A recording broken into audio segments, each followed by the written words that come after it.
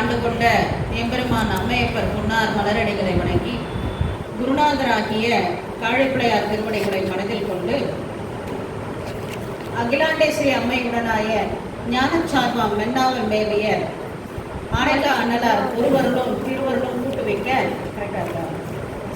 நாம் இந்த மாலை நேரத்தில் தொடர்ந்து பெரிய புராணம் சிந்தித்து கொண்டிருக்கிறோம்.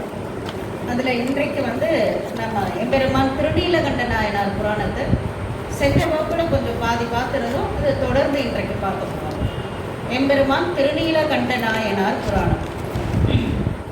திருநீலகண்டத்து கொயவனார்க்கும் அடியேன் அப்படின்னு சொல்லிட்டு கொயவனார்க்கும் அடியேன்னு சொல்லிட்டு சொல்றாங்க திருத்தொண்ட தொகை நம்மளோட நம்பி சுவாமி. அதை சொல்ல சிவன் திரு ஆணைதன் தூமொழி தூண்சையை உள்ளை துறந்து உரு மூத்ததன் பின் வயசானதுக்கு பின் உமைக்கோன் அருளால் வில்லை உரை முதலாளோடு இளமை பெற்று இன்பம் மிக்கான் தில்லை திருநீல கண்ட கொயவனாம் செய்தவனே அப்படின்னு சொல்லிட்டு சொல்றாங்க நம்மளோட நம்பியாண்டார் நம்பிகள் சொல்றாங்க. அதை 44 பாடல்கள்ல விரித்து கொடுக்குறாங்க நம்ம தெய்வ சேக்கிழா பெருமானார்.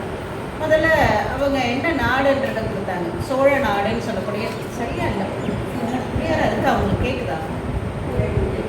சோழ நாடுன்னு சொல்லக்கூடிய நம்மளோட சோழ நாடு அங்கே என்னன்னாக்கா நம்ம கூத்த பெருமானாரை பற்றி சொன்னாங்க. அவங்க இருக்கக்கூடிய அந்த தில்லையில் வெய்கோவல்னு சொல்லக்கூடிய குயவனார் குலத்தில் பிறந்தவங்கள அவங்க சொல்கிறாங்க. உங்களோட அந்த அருளியல் வாழ்க்கையில் எப்படி இருந்தாருனாக்கா சிவன் அடியார்களுக்கு தொண்டு செய்துட்டு சிவனை வழிபாடு செய்துக்கிட்டு ஒரு அருளியல் வாழ்க்கையில் இருந்தாங்க. உலகியல் வாழ்க்கையில் என்னன்னா கனையாரத்தில் இப்போ திருமணம் ஆகி இருந்தது கனையாரத்தில் இருந்தாங்க அப்படின்றத சொல்கிறாங்க. அதோட முக்கியமாக என்ன சொல்கிறாங்கனாக்கா சைவமை திருவின் சார்பை பொருளென சாரும் நீரார் அப்படின்றாங்க. சைவ திருன்றது என்னது? திருநீரு, கண்டிகை, ருத்ராக்கம், சடைமுடி.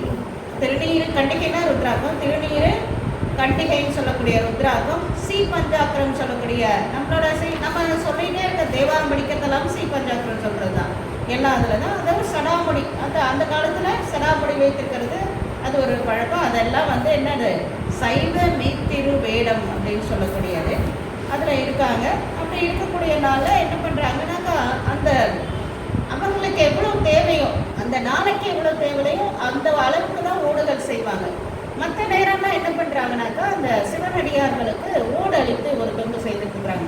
இந்த செய்த தொண்டு என்னன்னாக்கா அவங்களோட தொழில் ஓடு செய்கிறது, மண்பானை செய்கிறது. அவங்களோட தொண்டு என்னது? மண்பானையை மற்றவங்களுக்கு அடியார்களுக்கு தானம் கொடுக்குறது. தொழில் எதுவோ அதை சார்ந்த ஒரு தொண்டு செய்துட்டு இருக்கிறாங்க. பெரும்பாலும் நம்ம நாயன்மார்கள் அந்த தொழில் சார்ந்த தொண்டு செய்கிறாங்க. அது எளிமையாக இருக்கும், ஈஸியாக இருக்குன்றதால அது அப்படி அந்த காலத்தில் அப்படி ஒரு இருக்குது. அமர் நீதியர் வணிகர் குலத்தில் இருக்க அந்த எல்லாருக்கும் கோழு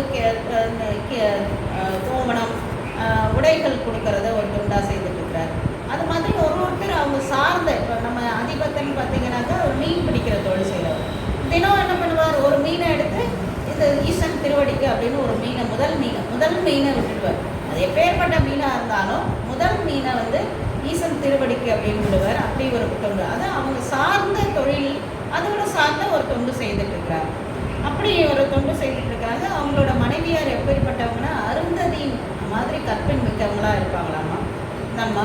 இவருக்கு நம்ம நாயனாருக்கு ஒரு பழக்கம் இருக்கு. என்னன்னாக்கா எந்த நேரமும் நின்னா திருநீலகண்டம், உட்கார்ந்தா திருநீலகண்டம், தூங்குனா திருநீலகண்டம், துங்குனா திருநீலகண்டம், இருமுனா திருநீலகண்டம். எந்த நேரமும் நின்றும் இருந்தும் கிடந்தும் நினைக்கிற மாதிரி எந்த நேரமும் அதை திருநீலகண்டம்னு சொல்லுவாங்க.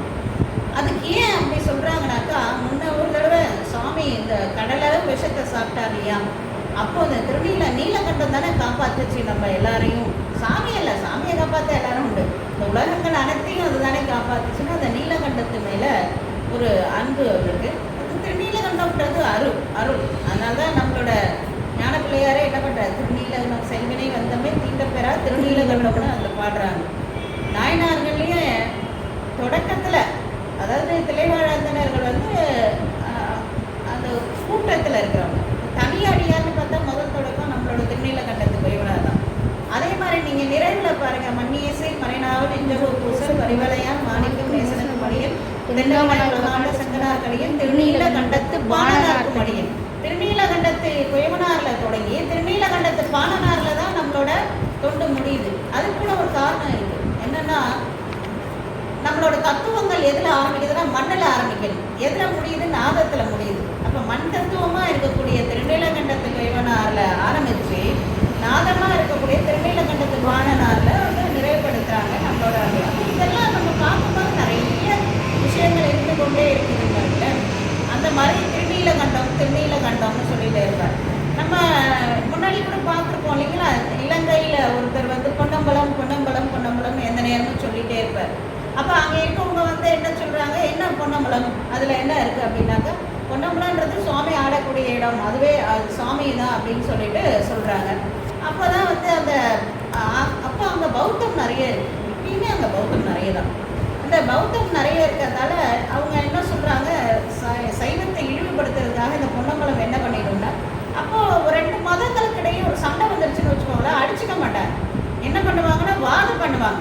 அவங்களோட வாதனாக்கா அதுவும் கூட ஒரு என்னன்னா, அவங்க சைவர்களுக்கும் இப்போ பௌத்தத்துக்கும்னாக்கா 2 பேரும் அவங்களோட தலைவன் ஆகிய சிவபெருமான், நம்மளுக்கு தலைவன் சிவபெருமான், அவங்களோட தலைவன், அவங்களோட கொள்கை, அவங்க எப்படி தலைவனை அடைகிறாங்க இதை பற்றி பேசுவாங்க. அதை யார் ப்ரூவ் பண்ணுறாங்களோ அந்த சமயம் என்றதா கணக்கில் கொண்டுப்பாங்க. அப்போ என்ன பண்ணுறாங்க, அங்கே பொன்னம்பலம்னு சொல்லிட்டு இருக்க அவர் சொல்கிறாரு, அப்படியானா வாங்க வாதுக்கு போகலான்னு அங்கேருந்து இலங்கையிலேருந்து கிளம்பி வந்திருக்காங்க பாருங்கள். வந்து நம்ம தில்லைக்கு வந்திருக்காங்க. அந்த காலத்தில் தில்லைக்கு வந்தப்போ அப்போ தில்லைவாழந்தினர்களை தான் வாதுக்கு கூப்பிட்றாங்க. அவங்கெல்லாம் ரொம்ப சாதுவாக இருப்பாங்க அந்த காலத்தில். எதையும் வந்து அதிர்ந்து கூட பேச மாட்டாங்க அப்படின்னு. பொதுவாகவே நம்ம சைவத்துக்கு ஒரு பண்பு இருக்குது. நீங்கள் கவனிச்சிருக்கீங்களா என்னன்னு தெரியல. எங்கேயும் போய் நம்மளோட சமயத்தை வந்து சொல்லி பரப்பிட்டு இருக்கிற வேலை நம்மளுக்கு கிடையாது. சீட்டு துண்டு சீட்லாம் கொடுக்குறாங்கல்ல, அந்த வேலைலாம் நம்மளுக்கு கிடையவே கிடையாது. ஏன்னா நமக்கு என்ன கொள்கை, அவன் அருளாலே அவன் தாள் வணங்கி சிவபெருமான் அருள் பண்ணாதான் நம்மளால இதில் இருக்க முடியுன்றது ஒரு கொள்கை. அதனால் நீங்கள் வாங்க நம்ம கையை பிடிச்சி இழுக்கிற வேலை நம்மளுக்கு கிடையவே கிடையாது. அந்த மாதிரி போய் சொல்லிட்டு இருக்கிறது. இப்போ இந்த சபையெல்லாம் கூட நடக்குது. இந்த சைவத்துக்கு வந்தவங்கள நம்ம மேம்படுத்துகிறோமே வழிய சைவத்துக்கு வாங்கன்னு நம்ம யாருமே கூப்பிட்றது கிடையாது. ஏன்னா நம்மளோட கொள்கை வந்து அப்படிப்பட்டது. அதனால அப்போ வாதுக்கு போகிறதுன்றது ரொம்ப இல்லை. அப்போ எல்லாரும் சுவாமி கிட்ட போய் முறையிடுறாங்க தில்லைவாழந்தினர்கள்லாம். சாமி அப்போ சொல்கிறார், இந்த மாதிரி தியானத்தில் மணிவாசகர் இருக்கிற அவரை போய் சொல்லுங்க அப்படின்ட்டு. அவரை போய் கூப்பிட்டா அவர் தியானத்தில் தான் அவர் திரும்பவே இல்லை. அப்போ சுவாமி கிட்ட திரும்ப வந்து சொல்கிறாங்க. அப்போ தான் அவர் வந்து மணிவாசகர்னு கூப்பிட சொல்கிறார். ஏன்னா மணிவாசகர்ன்ற பேர் வந்து சாமி வச்சது. அது யாருக்கு தெரியும்? அவருக்கும் மணிவாசகருக்கும் மட்டும்தான் தெரியும். அதனால் அந்த க்ளூ கொடுத்ததுக்கப்புறம் அவர் போய் மணிவாசகர்னு அழைத்ததுக்கப்புறம் அவர் வர வந்துட்டு சுவாமியோட உத்தரவுன்றதால அவர் வந்து வாதிருந்தார். அப்போ அவங்க நிறைய கேட்குறாங்க, உங்கள் சாமியை சுடுகாட்டில் ஆடுறார், கொல்லிக்கட்டையை வச்சுட்டு ஆடுறார், அவருக்கு எதுக்கு அரங்கம் இருக்குது, பொன்னம்பலம் எதுக்கு, அவர் சுடுகாட்டில் ஆடுறவர், திருநீலம் பூசிக்கிறார், கோமணத்தை கட்டிக்கிறார், எருதில் ஏறார், இப்படியெல்லாம் அவரோட பெருமைகளெல்லாம் சிறுமைகளாக பேசுகிறாங்க. அப்போது நம்மளோட மாணிக்கவாசக பிறந்தகையாருக்கு ரொம்ப கோபம் வந்துடுது. அவங்க அதாவது கோபம் வரலாம். இப்போ நான் குருநாதரை பழிக்கும் போது கோபம் வரலாம். நம்மளோட அப்பூதி அடிகளாரை வந்து அறிமுகப்படுத்தும் போதே என்ன சொல்கிறாருன்னா, கோபம்லாம் இல்லாதவர்னு அறிமுகப்படுத்துகிறார். ஆனால் அப்பசாமி போயிட்டு உங்களோட நீங்கள் வச்ச பந்தல்ல உங்களோட பேர் வைக்காத வேற ஒருத்தர் பேர் வச்சிங்களே ஏன்னு கேட்குறாரு. வேற ஒருத்தர்னா அவர் தான், அவர் என் பேர் வைக்காதன்னு கேட்காது. வேற அதுக்கு கோபம் வந்துடுது. நீங்கள் யார், திருவேடத்தில் இருக்கீங்க, எங்கேருந்து வரீங்க, சிம்பிளாக கேட்கணும், நீங்கள் என்ன அம்னீஷியாவில் இருந்தீங்களான்னு கேட்குறாரு. ஏன்னா உலகமெல்லாம் தெரியுமே அப்பசாமியோட பெருமை, அவரையா வேற ஒரு பேர் அப்படின்றீங்க. அப்போது கோபமே வராத இருந்தாலும் கூட குருநாதரை பழிக்கும் போது அந்த கோபப்படலாம்ன்றாங்க. சுவாமியை சொன்னதால் கோபப்பட்டு அப்போ தான் வந்து அவங்களோட நாக்கில் இருக்கிற அந்த சரஸ்வதியை நீங்கள் சொல்லி ஆணையிடுற அந்த அம்மாவும் அவங்களோட நாக்கில், அப்போ நாக்கில் சரஸ்வதி இல்லைன்னா அவங்க பேச முடியாத ஊமைகளாக போயிடுறாங்க. அப்போது அந்த மன்னன் சொல்கிறாரு, நீங்கள் இவங்களெல்லாம் பேச முடியாத பண்ணது ஒரு பெரிய விஷயம் இல்லை, என் பொண்ணு பிறந்ததுலேருந்து பேசினதில்ல, அவளை நீங்கள் பேச வச்சுட்டிங்கன்னா உங்களோட சமயம்தான் வந்து ஜெயிச்சது நான் ஒத்துக்கிறேன்ற. அப்போ தான் அந்த திருச்சாழல் பாடுறோம் இல்லைங்களா, அந்த பூசுவதும் அந்த பாடலை அந்த பெண் பாடுற மாதிரி அமைக்கிறது தான் அந்த பாடல். அவங்க கேட்ட கேள்விகளுக்கெல்லாம் பதில் அதில் இருக்கிற மாதிரி அமைச்சதாக சொல்லுவாங்க. அதுக்கப்புறம் அந்த பாடல் முடியும் போது அவங்க எல்லாருக்கும் வாய் பேசாத இருந்த மாதிரி அந்த பெண் வாய் பேசின பெண் பேசினா பேசினவொடனே அந்த சைவத்தை அவங்க இது பண்ணிட்டு போனாங்க. இது வந்து வரலாறு, நம்மளோட திருவாசகம் பற்றின வரலாறு. எதுக்கு சொல்ல வரேன்னாக்கா, அந்த திருநீலகண்டம், அந்த நீலகண்டம் சொல்கிற மாதிரி அவர் என்ன சொல்லிட்டு இருந்தார், பொன்னம்பலம் சொன்னதுக்கு காரணமாக தான் இந்த இதுவே வந்தது.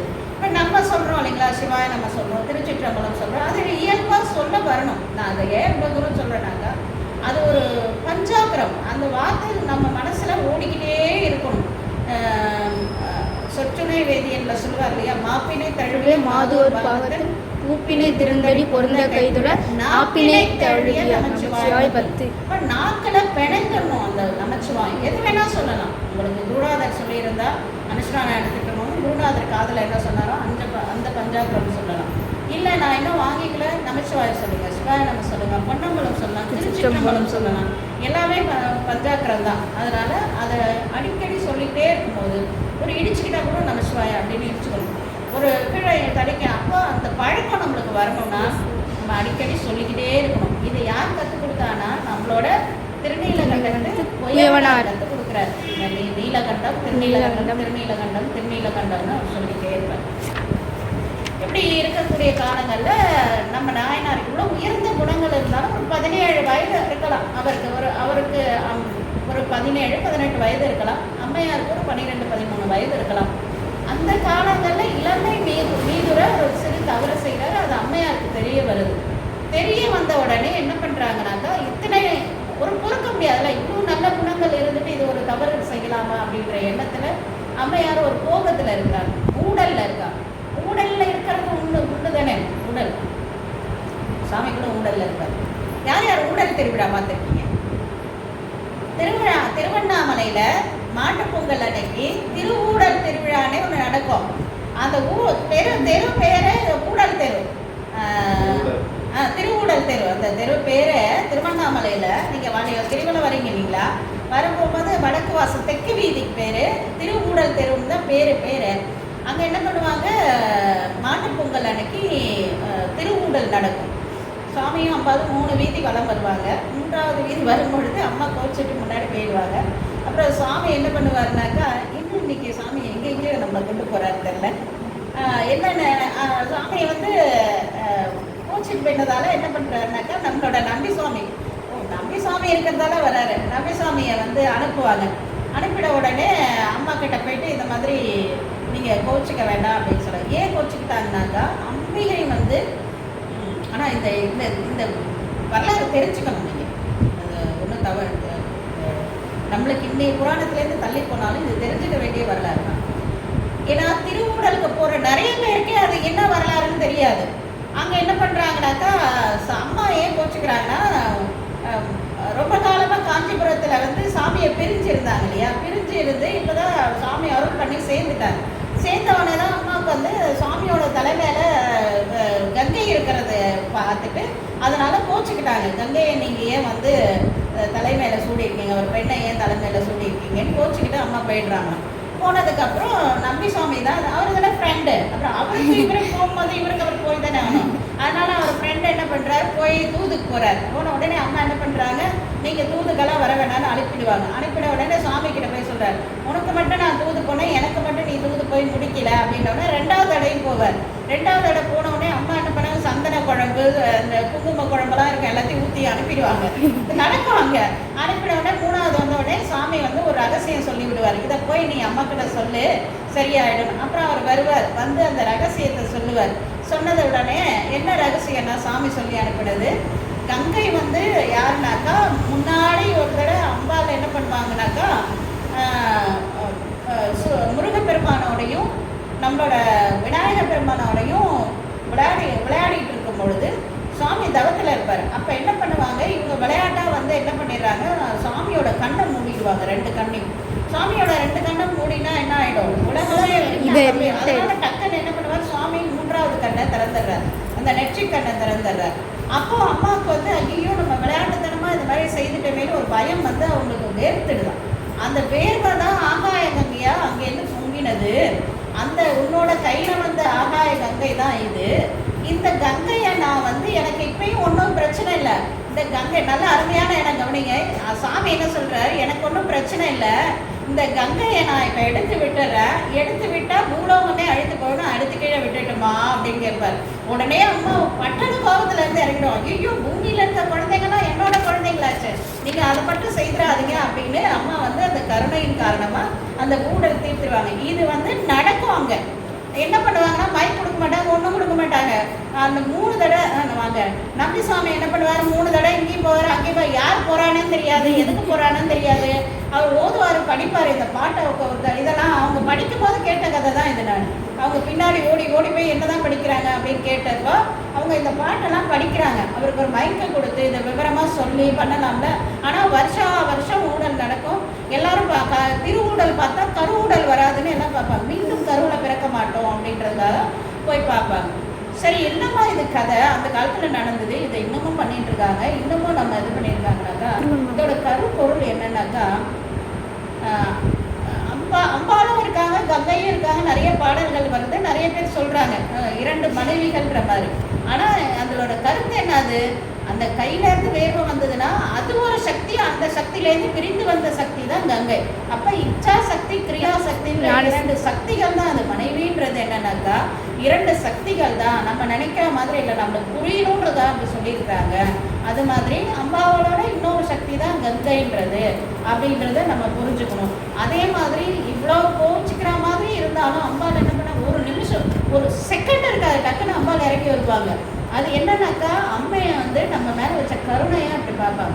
இந்த கங்கையை எடுத்து விட்டுட்டுமான்னு கேட்ட உடனே இல்லை வேண்டாம் அந்த உயிர்களுக்கெல்லாம் ஆபத்தாக ஆகிடும்னு அந்த பாடலில் இருக்கும் அப்படின்னு இறங்குறாங்கனாக்கா, அப்போ அம்மாவுக்கு நமக்கே நம்ம பிள்ளைங்க மேலே இவ்வளோ அன்பு இருக்குன்னா அப்போ அம்பிகைக்கு எவ்வளோ அன்பு இருக்கும் நம்ம மேலே.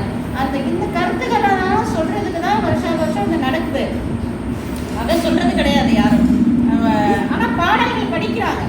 இதையும் நானும் இல்லை, நான் அங்கே பார்த்தேன், திருவண்ணாமலையில் இருந்ததால நாங்கள் பார்த்தேன். நீங்கள் பார்க்கும்போது படித்தாங்க பார்த்தீங்களா, பாட்டு காதில் விழுந்திருக்காது, ஆனால் படிப்பாங்க. ஒரே கதை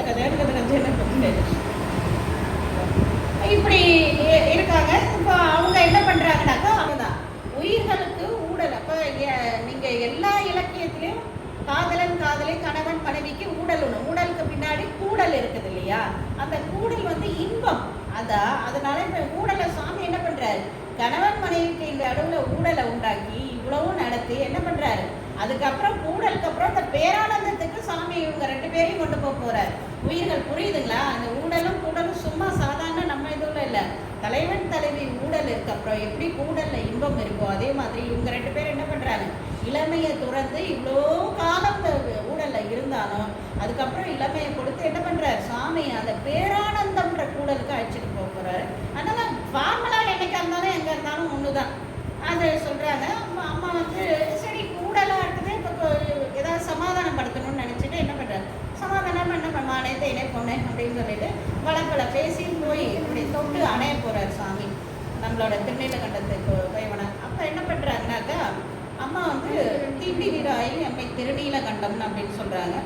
எம்மைன்னு சொன்னதால நீ தனியாக எம்மைன்னா ஒரு அவங்கள மட்டும், எம்மைன்றதால உன்னோட மாதர் அனைத்துறையும் மனதால தீண்டேன் அப்படின்னு சொல்கிறாங்க.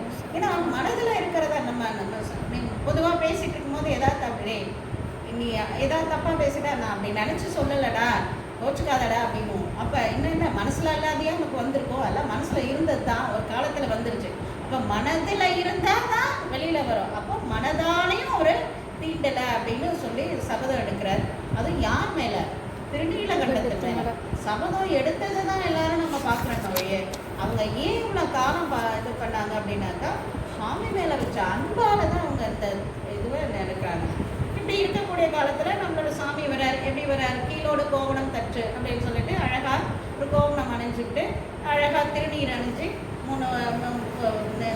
வாங்க திருநீர் அணிந்து சாமி வராருன்னவனே வந்துட்டார், அடியாரும் வந்துட்டார். தோளோடு நூல் அழகாக பூனல் போட்டு சாமி என்ன பண்ணுறாரு, அழகாக வர்றார். நெடுங்கதிர் கரைந்திட நெறித்த பம்புங்க அந்த சடையில் என்ன பண்ணார், குறுக்கி அழகாக பம்புன்னு கேர்ள் ஹேரை வச்சுக்கிறோம் இல்லையா. முன்ன காலத்தெல்லாம் ஒரு 80ஸ்லாம் பார்த்தீங்கன்னா ஹீரோல அப்படி இவ்வளோ பெரிய தலை மட்டும் இருக்கும், அந்த மாதிரி வச்சுக்கிட்டாராமா. அப்புறம் பலி பாத்திரம் ஏந்து வர்றதே திருநீலகண்டத்துக்கு போய்விடார் வீட்டுக்கு. அவர் ஊருக்கெல்லாம் பலி பாத்திரம் கொடுக்குறாரு. அவரு இடத்துக்கு என்ன பண்ணுறார், பலி பாத்திரம் எடுத்துக்கிட்டு வர்றார். வந்து என்ன பண்ணுறாரு, அவரை பார்த்த உடனே கொண்டு வந்து மணி கொடுத்து குலாவ பாதம் விளக்கி அப்படின்னு சொல்கிற மாதிரி அடியாரை எப்படியெல்லாம் வரவேற்கணுன்றதுக்கு ஒரு சில இலக்கணங்கள் இருக்குது. இப்போ நம்ம என்ன பண்ண சுவாமியை நம்ம இது பண்ணுறோம் இல்லைங்களா, 3 இடத்துல. நீங்கள் திருவாரூர்லாம் பார்த்தீங்கன்னா 3 கிண்ணத்தில் தண்ணி இருக்குது. ஒன்று என்னென்னா சுவாமி நம்ம ஒருத்தர் வந்த உடனே என்ன பண்ணோம், பாதங்களை முன்னெல்லாம் நம்மளுக்கு அந்த பழக்கம் இருந்தது. ஒரு யார் வீட்டுக்காவது இல்லை நம்மளே வெளியில் போயிட்டு வந்தால் வாசலில் பைப் இருக்கும், கை கால் கழுவிட்டு உள்ளே போகிற பழக்கம் இருக்கும். விருந்தாடி வந்தால் என்ன பண்ணுவாங்க, கை கால் கழுவு சொம்பில் தண்ணி கொண்டு கொடுப்போம். அதுக்கப்புறம் வந்து உட்கார்ந்தவொடனே உட்காரதுக்கு ஆசனம் ஒரு கொடுத்துட்டு திருப்பி தண்ணி கொண்டு வந்து கொடுப்போம். இன்னும் இருக்குது, நாங்கள்லாம் செய்கிறோம். எல்லாருக்கும் மற்றவங்களுக்குலாம் இருக்கா இல்லையா தெரியல தண்ணி. இப்போ எல்லாமே தண்ணி கேட்டால் கூட நாங்கள் பாட்டில் இருந்ததுங்க பிடிச்சிட்டோங்க அப்படின்னுறாங்க. இருந்தாலும் அப்படி சொல்லிடுறாங்க. அப்போ அந்த அந்த அது என்னென்னா அதுதான் சுவாமிக்கும் அதே மாதிரி செய்கிற மாதிரி அடியார்கள் வந்து அதை தான் செய்யணும். அதையும் நேரங்காலம் நல்ல உச்சி காலத்தில் வரும்போது வெயில் கொடுத்து எடுக்கும் பொழுது நம்ம சுட சுட தண்ணி போய் கொடுக்கக்கூடாது. அதையும் அதை ஒரு குளிர்ந்த நீர் கொடுக்கணும். மழை கொட்ட கொட்ட வரும்போது குளிர்ந்த நீர்ன்ற அப்போ ஒரு கொஞ்சம் சுடு தண்ணி. அந்த மாதிரி அந்த காலங்களுக்கு ஏற்ற அவங்களுக்கு என்ன தேவையோ பொதுவாக அடியாருக்கு கொடுக்கணும்னா ஒரு பெரிய ரூலில் மனசில் வச்சுக்கோங்க. என்னன்னா நமக்கு என்ன பிடிக்குதோ அதை கொடுக்கறதில்ல, நமக்கு என்ன வேணாமோ அதை கொடுக்கறதில்ல. 2 விஷயம். நமக்கு என்ன பிடிக்குதோ அதை கொடுப்போம், ஆனால் நமக்கு எது வேணாமோ அதை கொடுப்போம். 2மே கொடுக்கக்கூடாது. அவங்களுக்கு எது தேவையோ அதை கொடுக்கணும், அவங்களுக்கு எது பிடிக்குதோ அதை கொடுக்கணும். இது பொதுவாக தானத்தில் என்னது, நம்மக்கிட்ட என்ன இருக்கோ அதை கொடுப்போம். அதுக்கு கூட நம்ம கொடுக்க போகும்போது பின்னாடி நோக்கம் எல்லாம் இப்படியே போனால் அவ்வளோதான், தனக்கு மிஞ்சி தான் தானம் அப்படின்னு அதையும் தடுக்கிறதுக்கு ஒருத்தவங்க இருப்பாங்க. அப்படிலாம் கிடையாது. தனக்கு மிஞ்சி தான் தானம்லாம் கிடையாது. நமக்கு இல்லைனாலும் கொடுக்கலாம் அப்படின்றது. அதான் அருளியலில் இருக்கிற ரூல் வேறு, நம்ம பொருளியலில் இருக்கக்கூடிய ரூல் வேறு. அது 2த்துக்கும் இருக்கிற வித்தியாசத்தை நம்ம புராணங்கள் வழியாக தான் புரிஞ்சுக்க முடியும். அப்போ அழைக்கிறாங்க. இது எப்படி வந்து அவங்களுக்கு என்னென்னலாம் செய்யணுன்றதை நம்ம இளையான்குடி மாறனாயனார் புராணத்தில் விரிவாக பார்க்கலாம். அப்போ வந்து சுவாமி இப்படியெல்லாம் வரவேற்றுட்டு என்ன சொல்கிறாங்க, சுவாமி நான் உங்களுக்கு என்ன பணிவிடை செய்யணும் அப்படின்னு போய் கேட்குறாரு அடியாரன். அடியாரன் நினச்சிட்டு சாமியை கேட்குறாரு. உடனே சாமி என்ன சொல்கிறார், இந்த ஓட்டை கொடுத்து ஓட்டோட பெருமைகளை சொல்கிறார். என்னென்ன சொல்கிறார், தன்னை ஒப்பறியது தளத்திட தன்னுடை துண்ணிய யாவையும் தூய்மை செய்து. இதுக்கு ஈடாக ஒன்று உண்டோ இல்லை. அப்போ சுவாமி விலையிலி கலைன்னு சொல்லுவார். இந்த பிரம்ம கபாலத்துக்கு வலையே கிடையாதாம்மா. அதே மாதிரி இந்த சித்த நாள் வச்சுக்கோங்கன்னு கூட யாரும் வாங்க மாட்டாங்களா, அப்பேற்பட்ட கபாலத்தை சுவாமி வச்சுட்டு இருக்காரு அப்படின்பாரு. அந்த மாதிரி துண்ணிய யாவையும் தூய்மை செய்வது, பொன்னினும் மணியனும் போற்ற வேண்டியது. என்னத்தில் வைக்கணும், பொண்ணை விட மணியை விட போற்ற வேண்டியது. இன்னத்தன்மையில் இது வாங்குனி அப்படின்றார். உடனே என்ன பண்ணுறாரு, அவரும் வாங்கி கொண்டு போய் பத்திரமா ஒரு இடத்துல, இப்போ தான் கரெக்டாக வருது, பத்திரமா ஒரு இடத்துல வைக்கணுன்றதுக்காக என்ன சொல்கிறாங்க, பீரோவில் கொண்டு அன்னைக்கு கொண்டு கரெக்டாக சொல்லும் போது யாரும் திறந்தாங்க, இவர் எடுத்துட்டார் பீரோவை திறந்து. அது அமைதி பாருங்க, போய் கரெக்டாக பீரோ, நான் இந்த பீரோவை தான் பார்த்து சொன்னேன் அன்னைக்கும். கரெக்டாக வந்து பீரோவில் கொண்டு வச்சுட்டு வந்த உடனே சுவாமி என்ன பண்ணுறாரு, அதுக்கப்புறம் போகிறார். அப்போ அது வரைக்கும் நம்ம பார்த்தோம் இல்லைங்களா, 18 பாடல்கள் பார்த்தோம். நம்ம அன்றைக்கு வராதவங்க இன்னைக்கு வந்து அவங்களுக்கும் இந்த புராணம் தெரியணுன்றதுக்காண்டி இன்னைக்கு இந்த 18 பாடலும் சிறு பார்த்தாச்சு. 19வது பாடல்லேருந்து இன்னைக்கு நம்மளோட வகுப்பு தொடங்குது. தொடர் எண் வந்து 377. திருநீலகண்டத்து நாயனார் புராணத்தில் 19வது 378 19வது பாடல்லேருந்து இன்றைய புராணம். சால நாள் கழிந்த பின்பு, ஏற்கனவே 17 வயது 12 வயதில் இளமையை திறந்துட்டாங்க. அதுக்கப்புறம் கொஞ்சம் வயசாகவும் ஆயிட்டாங்க. அதுக்கப்புறம் அந்த ஓடு கொடுத்தும் மறுநாளே வரல சுவாமி. அதுக்கப்புறம் ரொம்ப நாள் கழிஞ்சு அப்படின்னா ஒரு 60-70 வயசுன்னு வச்சுக்கோங்களேன். அந்த எத்தனை கிட்டத்தட்ட ஒரு 50 வருடம் ஒரே இல்லத்தில் இருந்திருக்காங்க. ஒரே ஒரு நான் அன்னைக்கு சொன்ன மாதிரி கோயமனாரோட வீடு என்ன பெரிய பங்களாவாக இருந்திருக்கு போல. ஒரு சின்ன வீட்டில் இளமையான காலங்களில் எல்லா காலங்களையும் 2 பேரும் என்ன பண்ணாங்க, ஒரே வீட்டில், அதுவும் ஒருத்தர் வெளியில் எங்கேயுமே போகாத, அயல் அறியாமல். யாருக்கு தெரியும், அவங்க 2 பேருக்கு தெரியும், இன்னும் ஒருத்தருக்கு தெரியும். யாருக்கு, சாமிக்கு தெரியும், அவருக்கு தெரியும். 3 பேருக்கு மட்டுமே தெரிந்து இவங்க ஒரு இத்தனை காலம் ஒரு வாழ்க்கையை வாழ்ந்துட்டாங்க. அப்போ சால நாள் கழிந்த பின்பு தலைவனார். யாருக்கு தலைவர், எல்லாருக்கும் தலைவர், நமக்கு தலைவர், அவருக்கு தலைவர், எல்லாருக்கும் தலைவனா இருக்கக்கூடிய தாம் முன் வைத்த கோலமார் ஓடுதனே பீரோ திறந்து எடுத்த மாதிரி முதல்ல அதப்ப அது வரைக்கும் இருக்குது. இல்லைன்னா அவர் பார்த்துட்டு என்னைக்காவது ஒரு நாள் இவர் முதல்ல காணம் அடிச்சுருந்தா என்ன பண்ணியிருக்கணும், ஐயோ இதுக்கு பதில் என்ன பண்ணுறதுன்னு ஏதாவது ஒரு ஆல்ட்ரேஷன் பண்ணியிருக்கணும். அது வரைக்கும் இருக்குது. எப்போ சாமி உள்ளே வர வரைக்கும் இருக்கிற ஓட்டம் முதல்ல மறைக்கிற மறைத்தல் வந்தால் தான் அடுத்து அருளல்ன்றதுக்காக கோலமார் ஓடு, அழகிய ஓடு, நல்ல அந்த கோலமார் ஓடு தன்னை குறியிடத்து அகல போக்கி அங்கே இருக்கிறத என்ன பண்ணுறாரு, மறைச்சுடுறாரு. சுவாமி மறைச்சுடுறாரு. அப்போ அது அது அவரோட தொழில் இல்லையா, மறைத்தல் தொழிலை செய்கிறாரு. மறைக்கிறதுனா அதை எடுக்கணுன்ற அவசியம் இல்லை.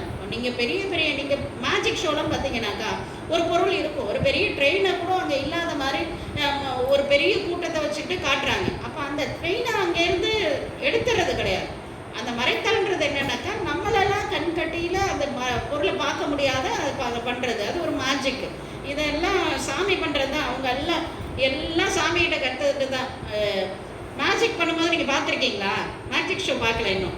என்ன பண்ணுவாங்க, ஒரு துணி போட்டு இதுவில் பார்த்துருக்கீங்கல்ல வீடியோஸ்லலாம், ஒரு துணி போட்டு ஏதாவது சொல்லிட்டு ட்ரெயின் எடுப்பாங்க இல்லையா? அதே மாதிரி தான் நீங்கள் திருப்புகலூரில் என்ன பண்ணுறாங்க, நம்பிசாமி பொன் கேட்குறாங்க. பொன் கேட்டவொடனே கொடுக்கல. அங்கே இருக்க செங்கல்லாம் தூக்கி எடுத்து வச்சு மேலே ஒரு வஸ்திரத்தை போட்டு இப்படி படுத்திருக்காரு. அப்படி படுத்துட்டு எழுந்து அந்த அந்த துணியை எடுத்துட்டு பார்க்குறாரு, கல்லு ஃபுல்லாக பொண்ணாயிடுச்சு. சாமியார் கற்றுக் கொடுத்தது தான். கல்லெல்லாம் வச்சு துணியை போட்டு மந்திரம் பண்ணி அதை பண்ண மாதிரி எல்லாம் அங்கேருந்து நம்மக்கிட்டேருந்து வந்தது தான் வச்சுக்கோங்களேன். திருந்து வேட்கோவர் தம்பால் வாலிதான் நிலைமை காட்ட. இப்போ எதுக்காக வந்தாரா? இப்போ இவங்க இந்த மாதிரி வாழ்ந்தாங்கன்றத அவளோட வாலிதாம்னாக்கா செம்மையான வாய்மையான தூய்மையான நிலைமையை காட்ட. ஏன் நம்மளை காட்டணும்? அவங்க வாழ்ந்தாங்க, அவங்களுக்கு சுவாமி முக்தி கொடுக்க போறாரு. நமக்கு எதுக்கு இதை காட்டணும்? நமக்கு எதுக்கு காட்டணும்? முன்னாடியே சொல்லிட்டாங்க இல்லைங்களா? என்னது, தொண்டரை விளக்கம் காண ஒரு விஷயம், தொண்டரை விளக்கி எல்லாருக்கும் காட்ட போறாரு. ஏன் காட்டணுன்றதே முன்னாடியே சொன்னார். என்னைக்கு சொன்னார்? 10வது பாடல்ல சொல்றவர், நன்னறி இதுவாம் என்று ஞானத்தால் விரும்பி உயும்.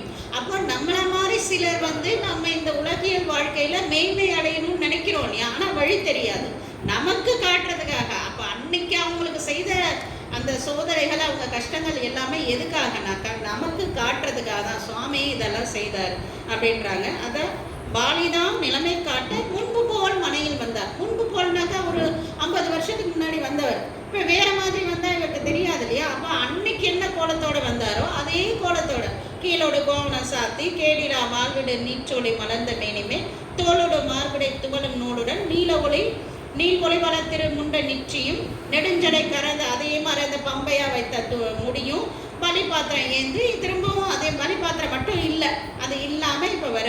அப்போ முன்பு போல் மனையில் நிலைமை காட்ட முன்பு பழைய மாதிரி எப்படி வந்தார்? இப்போ அன்னைக்கு நீங்கள் வந்தீங்கம்மா, ஆமாம்மா அன்னைக்கு நீங்கள் சுடிதார் போட்டதீங்க, நீங்கள் புடவை கட்டிட்டு வந்தீங்க, எனக்கு தெரியலன்னு நாளைக்கு மறுநாளைக்கே. இப்போ சுவாமி கிட்டத்தட்ட ஒரு 50 வருடம் கழித்து வர்றாரு. ஒரு 20 வருடம்னே வச்சுக்கோங்களேன் கழித்து வர்றாரு. என்ன பண்ணுறது? அதனால வந்த பெண் தொண்டனாரும் எதிர் வழிபாப்ப தெரிகிற அளவுக்கு வர வந்ததுக்கப்புறம் எதிர் வழிபாடு முன்னே சொன்னோம் இல்லைங்களா? அதே மாதிரி எல்லா வழிபாடும் செய்துட்டு சிந்தை செய்து அருளுச்சி எங்கள் செய்தோம். நீங்கள் எங்களையும் அந்த கோடு கொடுத்தோம் அப்படின்னு நினச்சி வந்தீங்களே, நாங்கள் செய்த தவம் இல்லையா? அப்படின்னா செய்த தவம் செய்யலன்னா சுவாமியை வீட்டுக்கு வருவாரா? அதை சிந்தை செய்து அருளுச்சி எங்கள் செய்தவம் என்று நிற்ப என்ன வணங்கிட்டு நிற்கிறாங்க. முந்தைய அப்போ வந்ததும் ரொம்பலாம் ஒன்றும் பேசலை, வேகமாக ஏதோ இந்த அங்கே வாசல் என்னன்னா தம்பி அந்த சஞ்சய் ஹரிஷ் ஓடி போய் அந்த பையை எடுத்துட்டு வா அப்படின்னா எப்படி? ஒரு பரபரப்போட உள்ள நிதானமாக எடுக்காம ஏதோ வேகமாக போகிற மாதிரி கேட்குறாரு. வாசலை வந்த மாத்திரத்துல முந்தை நான் முன்பால் வைத்த மொய்யொலி விளங்கும் போது தந்துங்க, சீக்கிரமாக கொடுப்பான், அதை சீக்கிரம் கொடு அப்படின்ற மாதிரியா கேட்குறாரு. முந்தை நான் முன்பால் வைத்த கொடுத்தன் தானே சொல்லணும், வைத்தன். அப்போ வச்சதும் இவர் தான், வாங்குறதும் இவர் தான். முந்தை நான் முன்பால் வைத்த மொய்யொலி விலை. ஏன்னா மொய்யொலின்ற முன்னாடியே சொல்லிட்டாரு, பொன்னினும் மணியனும் வேண்ட போகுது, இதுக்குள்ள நுழைந்ததெல்லாம் தூய்மை பண்ண போகுதுன்ற. விளங்கும் போது தந்து நில், உடனே தந்துட்டு நில்லு அப்படின்றார். எல்லாம் தான் வைத்து வாங்க வல்லான் அப்படின்றார். ஏன்னா அவர் தான் தலைவர். இப்போ எல்லாரும் ஒரு வீட்டில் ஒரு கஷ்டமாக இருக்குன்னு வச்சுக்கோங்களேன், ஒரு நகையை கொண்டு போய் வைக்கணும். யார் வைப்பா? அதை வீட்டில் இருக்க கடைக்குட்டியை கொண்டு போய் வைக்கும், இல்லை பெரிய பிள்ளை கொண்டு போய், அது தலைவன் தான். ஒரு வைப்போம், ஒரு 1000 ரூபாய்க்கு வைப்போம், நாளைக்கு இதை திருப்பி மீட்டுக்கும் அப்படின்னா. அப்போ அந்த தலைவர் தான் அந்த வைத்து வாங்கக்கூடியவர். அதே மாதிரி இந்த உலகத்தை எல்லாரும் வைத்துன்றது என்னது, உற்பவித்து திருப்பியும் ஊழி காலத்தில் ஒடுக்கக்கூடியவர் யாருன்னா நம்மளோட பெருமானார் தான். அதனால தான் எல்லாம் தான் வைத்து வாங்க வல்லான் அப்படின்னு சொல்லிட்டு இது நம்மளோட திருச்சதகத்தில் கூட சொல்லுவாங்க. விச்சதின்றியே விலகு செய்வாய் மின்னும் மன்னகம் முழுதும் யாவையும் வச்சு வாங்குவாய்ன்னு சொல்லுவார் இல்லையா. இந்த வைத்து வாங்குறதுன்றது, வைக்கிறதுன்றது படைக்கிறது, வாங்குறதுன்றது ஒடுக்கிறது. அது அழகாக சொல்கிறார். என்றவர் விரைந்து அவரே வேகமாக சொல்கிறார். அதனால என்ன பண்ணுறாரு, இவரும் வேகமாக ஓட போகிறார். என்றவர் விரைந்து கூற இருந்தவர் யாரு, நம்மளோட இருந்தவர், தவம் மிகுந்தவர், இருந்தவர்னு எடுத்துக்கலாம். இருந்தவம், நிறைய தவங்கள் கொண்டவராகிய ஈந்தவோடு சென்று முன் கொடங்கள் போக்க வேகமாக எடுத்துட்டு வரமேட்டுக்கா வேகமாக உள்ள போறார். கண்டில உடனே பார்த்துட்டார். அங்கே போன வச்ச இடத்துல இல்லை, கண்டில திகைத்து நோக்கி, ரொம்ப அழகான இடம் இந்த இடம். திகைத்து நோக்கி நின்றவர் தம்மை கேட்டார். யார் நின்றவர்? பக்கத்துல வீட்டுக்காரமா இருக்கிறாங்க.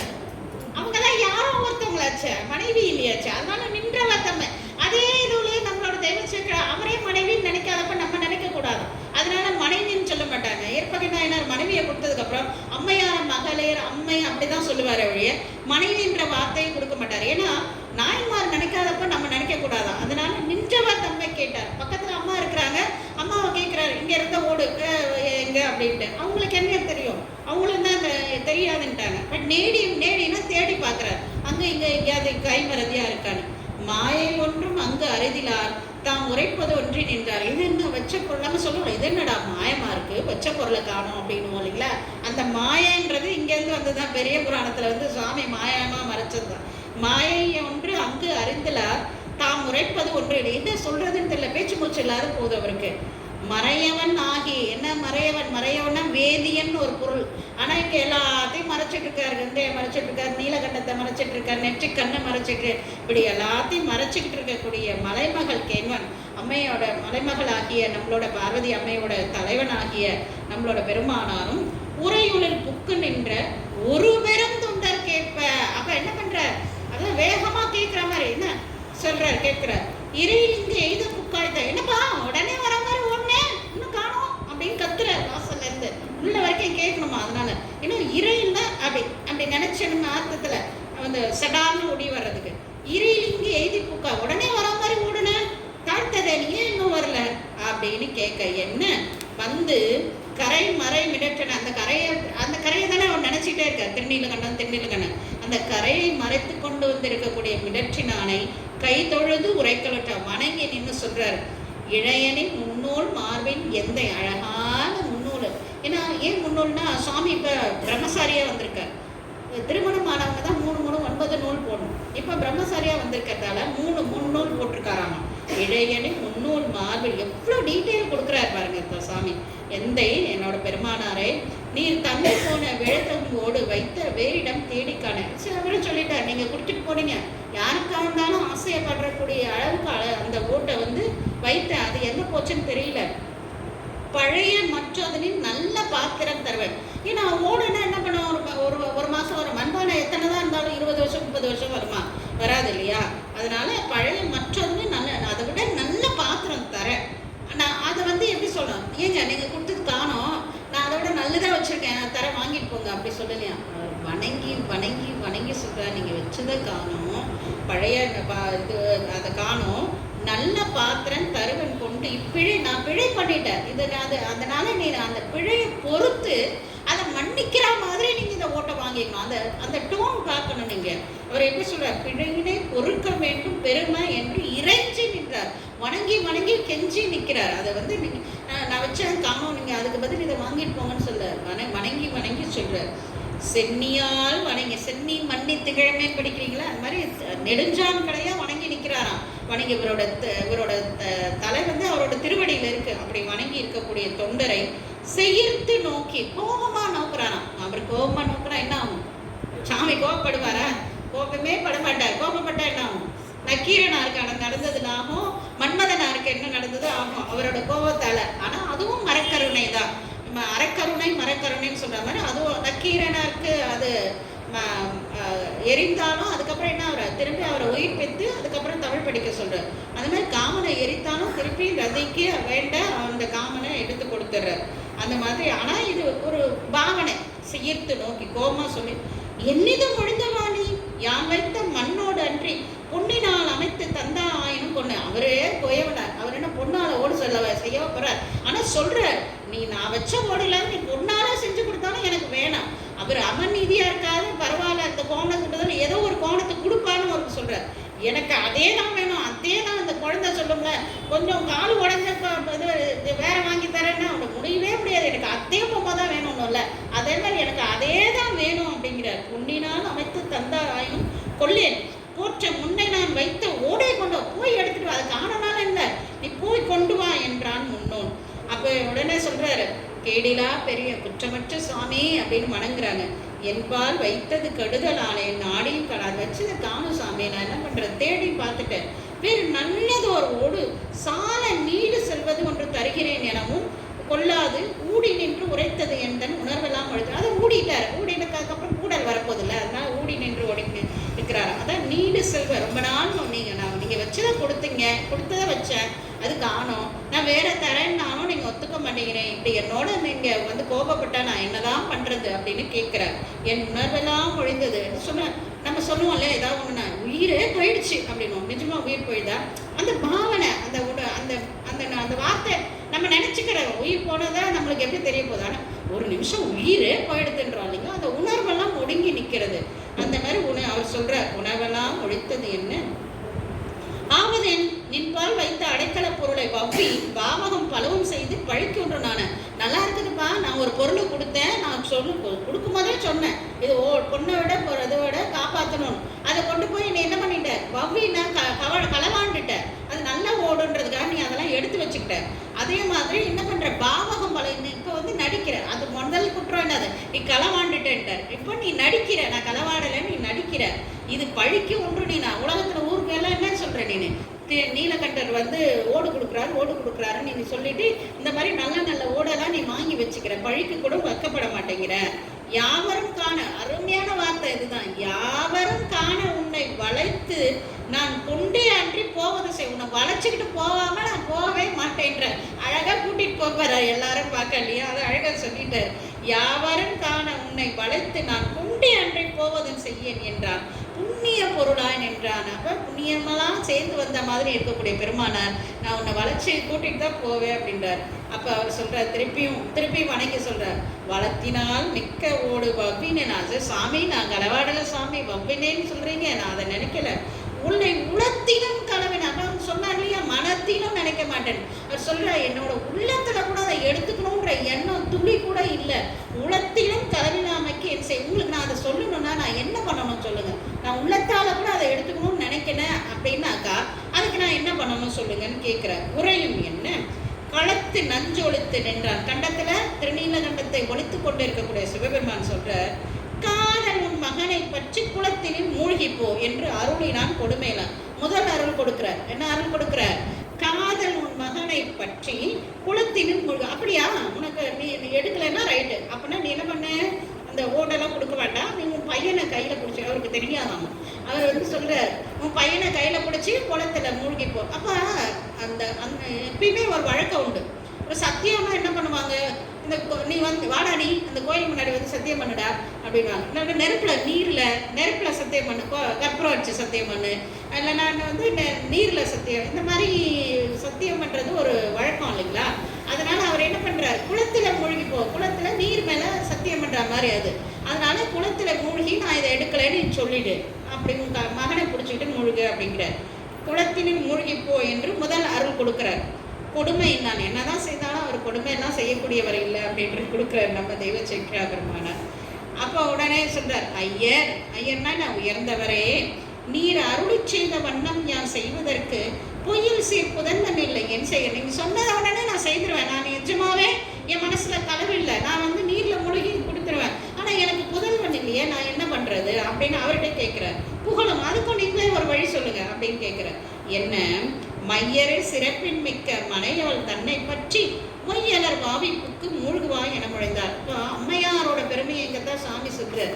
அம்மையார் வந்து கணவனாரை விட்டு நீங்கி இருந்தாங்க, அவங்களோட சத்தியத்தாக தான் இருந்தாங்க, ஆனாலும் அது அவங்க வந்து கற்பில் சிறந்தவங்க தான், அவங்களோட தொண்டு உரைப்பு தான் அப்படின்றத சாமி இங்க சொல்றாரு. என்னரு, மையரு சிறப்பின் மிக்க, குற்றமற்ற அம்மையார்னு சொல்றார், அவரே சொல்லிடுறார்.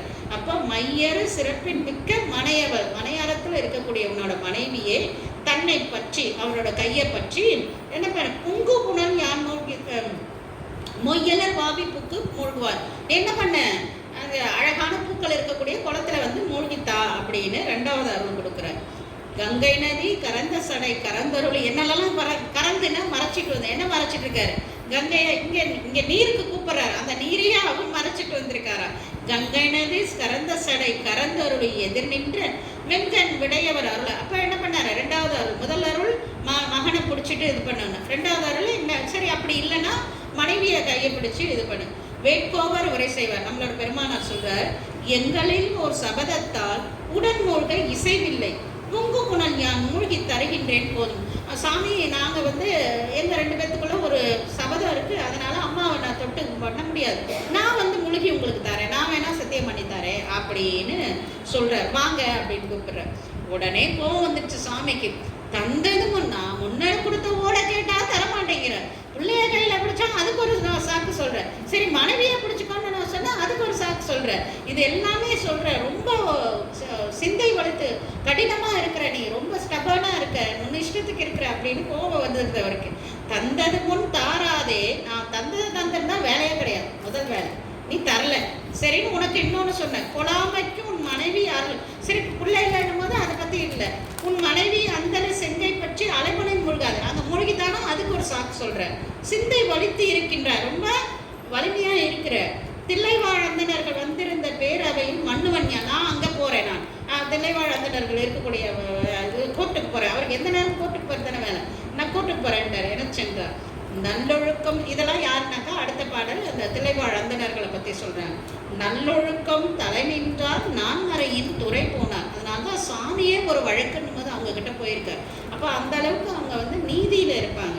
நல்லொழுக்கம் தலை நின்றால் நான்மறையின் துணை நற்குடி பிறந்தவர்கள். அந்த இப்போ எல்லாத்தையும் வந்து வேதங்கள் ஓதி இருக்கிறதால வேதத்தில் இருக்க என்ன இருக்கோ அது மாதிரி திருந்திய அதே மாதிரி வாழ்க்கையை வாழக்கூடியவங்க அப்படின்றத சொல்கிறாரு. அதனால என்ன சொல்கிறார், போனார். தில்லைவாழ் அந்தணர்கள் வந்திருந்த திருந்தவையில் எல்லை நான் முன் சொல்ல, அந்த அவைக்கு போறார். அந்த அவைக்கு தலைவரே யாரு, நம்ம சாமி தான், ஆனால் அவைக்கு போறார். எல்லை நான் முன் சொல்ல இருந்தொண்டர் அவர்தாமும் மல்கு பெரும் காதலினால் வழக்கு மேல் இட்டு அணிந்தார். இதை இங்க பாருங்க அந்த கதையை.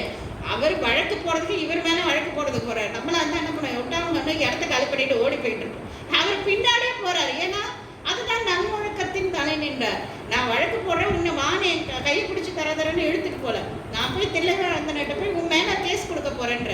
ஆனா இவர் என்ன பண்றாரு, காதலா அது கூட சும்மா போலியாம், அன்பால பின்னாடி அடியார் பின்னாடியே போறாரு. ஏன்னா அதுதான் அவரோட குணம், அவரோட தன்மையை அங்க சொல்லக்கூடிய இடம் அது. அப்போ மல்கு பெரும் காதலனால் வழக்கு மேல் இட்டு அணைந்தார். அந்தனராம் எந்தை பிரான் அருமறையோர் முன்பகர்வான். அங்கே போய் நம்மளோட தலைவர் எந்தை பிரான் சொல்றாரு, நமக்கெல்லாம் தலைவராக இருக்கக்கூடிய பெருமானார் பகர்வான்னா சொல்றது. இந்த வேட்கோவன்பால் யான் வைத்த பாத்திரத்தை தந்துடியான். நான் ஒரு பாத்திரம் கொடுத்துட்டு போனேன் இந்த கொயவனார் மேலே, கொடுக்கவும் மாட்டேங்கிறான். கெடுத்தானே, கெடுத்தனா நிச்சயம் தொலைஞ்சிருச்சுன்னு சொல்றாரு. அது உண்மை இல்லையா, கெடுத்தானே இல்லை அப்படின்னா அது உண்மை இல்லை அப்படின்ற. கெடுத்தானே தன் மனைவி கைப்பற்றி வந்து மூழ்கியும் தாரான், வழி செய்கின்றான். நான் ஒரு பொருளை கொடுத்தேன், அதை திருப்பி கொடுத்துருக்கணும், இல்லையா மனைவியை கையை பிடிச்சி முழுகி தர சொல்கிறேன், அது செய்யணும், ரெண்டும் பண்ண மாட்டேற. இதுதான் அவர் மேலே இருக்க வழக்குன்ற. நரை கமழும் சடைமுடியும் நாத்தோளும் முக்கண்ணும் கரைமரமும் திருமணரும் கலந்தரு. தொடர்ந்து மறைத்தலே சொல்லிட்டு இருக்காரு. என்னென்ன மறைச்சிட்டு வந்திருக்காராம், அழகிய நீட்டு முடிய என்ன பண்ணி அதை தான் சுருட்டி வச்சுட்டு வந்திருக்கார். 4 தோள்களும் முக்கண்ணும் கொண்டு இருக்கக்கூடிய கரை இருக்கக்கூடிய அந்த மிரடும் கறந்துனாக்கா மறைத்து இருக்கக்கூடிய பெருமானார் மறைவன் இத்திரம் மொழிய மாமறையோர் உரை செய்வார். நிறையுடைய வேட்கோவர் நீர்மொழி புகுந்தது. அப்போ வேட்கோவர் என்ன ஊருக்கார், அதே ஊர் தான். அப்போ அவரோட தொண்டு தெரியும், அவரோட புகழ் தெரியும், அவர் நல்லொழுக்கத்தில் இருந்தது எல்லாமே தெரியும். அப்போ அவங்க என்ன பண்ணுறாங்க, நிறையுடைய வேட்கோவர், அவர் மேலே எந்த குறையும் இது வரைக்கும் இருந்ததில்ல. அதனால என்ன பண்ணுறாங்க, அந்த தில்லைவாழந்தனர்கள் கேட்குறாங்க, அப்பா உன் பக்கம் என்ன இருக்கோ அதை சொல்லு அப்படின்றாங்க. அப்போ அவர் சொன்னார், இல்லை ஒரு ஓடு கொடுத்தாரு அது அப்படின்னு சொல்ல. அவர் என்னெல்லாம் சொன்னார், நீள் நிதியா இது என்று இவர் எல்லாத்தையும் சொல்லி தான் கொடுத்தாரு. பொண்ணை விட உயர்ந்தது, இந்த பத்திரமா வச்சுக்கணும்னு தான் சொல்லி கொடுத்து, இதெல்லாம் சொல்லணுன்ற அவசியம் இல்லை, அது அப்படியே உண்மையா சொல்றார். நீள் நிதியாம் இது என்று நின்ற இவர் தருமோடு பேணி நான் வைத்த இடம் பெயர்ந்து கறந்தது காணேன். நான் கொண்டு போய் அவர் கொடுத்தாரு, இதெல்லாம் பெருமைன்னு சொல்லி கொடுத்தார், அதை கொண்டு போய் நான் வச்சதை காணும். பூனணி நூல் மார்பர் புகுந்த பரிசுது, நான் கொண்டு போய் வச்சேன், ஆனால் அது எப்படி காணாமல் போச்சுன்னு எனக்கு தெரியல அப்படின்றார். சேனிடையும் தீங்க தீங்கடையா திருத்தொண்ட அதை தான் நம்ம அது சுவாமி சொல்றாங்க. தொலைவில் அப்புறம் தீங்குன்றது நம்மளோட நாயனார் பக்கத்துல வராதான். பேர்பட்ட நாயனார் சொல்றார், திருவுடை அந்தனால செப்புவார். அப்ப அங்க இருக்கக்கூடிய திளைவாழ் அந்தனர்கள் சொல்றாங்க, திகழ்ந்த நீற்றின் உருவுடை இவர்தான் வைத்த ஓட்டினை கெடுத்தீரானால் தருந்தவர் குளத்தின் மூழ்கி தருக என்று உரைத்தாராகில் மறுபிய மனைவியோடு மூழ்குதல் வழக்கே என்றார். அப்ப இன்னைக்கு வா நாளைக்கு வா நான் விசாரிச்சு சொல்றேன் அதெல்லாம் இருக்குப்பா. அவர் சொல்றாரு, நான் ஓடு கொடுத்தேன், இவர் காணாம அடிச்சினேன். நீ வாங்கலன்னு சொல்லல, ஆமா நான் ஓடு கொடுத்தேன் காணாம போச்சுன்னு. அப்ப அவர் என்ன சொல்றாரோ அதனை செய்தேன், மனைவியை மூழ்கி தர சொன்னா அதுதானே செய்யணும், அதுதான் வழக்கு அப்படின்னு சொல்லிடுறாங்க. இப்போ தீர்ப்பே அதுவா ஆயிடுது. இந்த இடத்துல நம்ம ஒரு விஷயம், நம்ம வாழ்வியல் ஒரு விஷயத்த இதை படிக்கும்போது நான் உணர்ந்த விஷயம், அதையும் நான் சொல்லிடுறேன். என்னன்னாக்கா, ஒரு பொருளை ஒருத்தர் கொடுத்தாங்கனாக்கா அதை தவறி நம்ம தொலைச்சிட்டோம்னாக்கா, நான் ஆமா வச்சேன் அது போயிடுச்சு அதுக்காக என்ன நான் சொல்றதை நீ ஏற்றுக்கோன்னு சொல்லக்கூடாது. நம்ம அவங்களோட வழக்கில் மாட்டிட்டோம். என்ன பண்ணணும்னா, அவங்களுக்கு என்ன விருப்பமோ, ஒரு புத்தகம் வாங்குகிறோம், ஏதோ ஒரு புத்தகம் வாங்குகிறோம், தொலைச்சிட்டோன்னா அவங்க எந்த புத்தகம் கொடுத்தாங்களோ இல்லை அவங்க எதை விரும்புகிறாங்களோ அதை தான் நம்ம செய்யணும். அதுக்கு பதில் இதை வச்சுக்கோங்கன்னு நம்ம சொல்லக்கூடாது. அது ஏற்புடையது இல்லை. அதுதான் இந்த புராணத்துலேருந்து நம்மளுக்கு சொல்லுது. இன்னொன்று நம்ம குழந்தைகள்கிட்ட, நம்ம 2 பிள்ளைங்கள் இருக்கிட்ட ஒரு அம்மாங்க, நானும் இதை பண்ணியிருக்கேன் நிறைய. இந்த பெரிய பசங்களும் சின்ன பசங்களும் சண்டை போட்டுக்கிட்டே ஏதாவது ஒரு பேனாவோ ஒரு பென்சிலோ ஒரு நோட்டோ கொண்டு போய் குழந்தைகிட்ட கொடுத்துடு. சின்னவன் வாங்கி உடைச்சிட்டான்னு வச்சுக்கோங்க, உடனே அவன் பெரிய பையன் சொல்லுமா, என் பேனாவை எடுத்துட்டாலும் நீ அதே பேனா தான் வேணும், இல்லை எனக்கு பென்சில் தான் வேணும் அப்படின்னு சொன்னால் நான் குறுக்கால பூந்துருக்கேன். போடா தொலைச்சிட்டான் விட்டுட்டு போய், அதுக்காக நீ சொல்கிறதெல்லாம் அவன் செய்யணுமா? ஆனால் அது தப்பு. அந்த குழந்தைங்க மனசில் என்னத்தை சொல்கிறோன்னாக்கா, தவறை நான் விதைச்சிருக்கேன். இது எனக்கே அனுபவம். நான் புராணம் படிக்கும்போது தான் இதை திருத்திக்கிட்டேன்.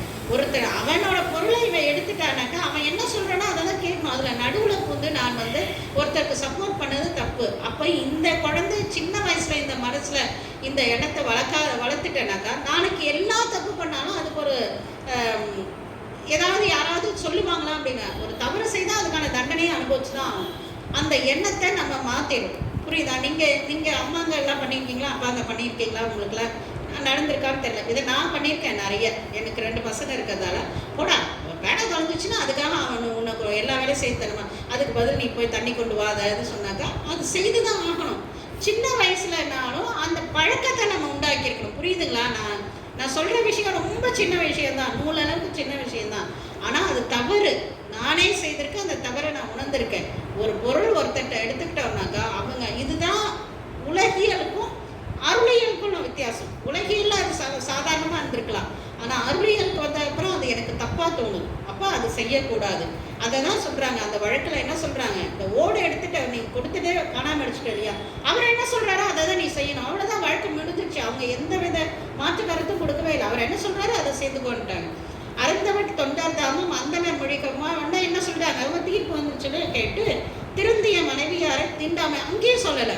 ஒன்றும் வீட்டில் வச்சு சொல்லியிருக்கலாம், சாமி தனியாக இருந்திருக்கும்போது சொல்லியிருக்கான், இல்லை தில்லைவாழந்தன சபையில் வச்சு சொல்லியிருக்கான், அங்கேயும் அவர் சொல்லலை.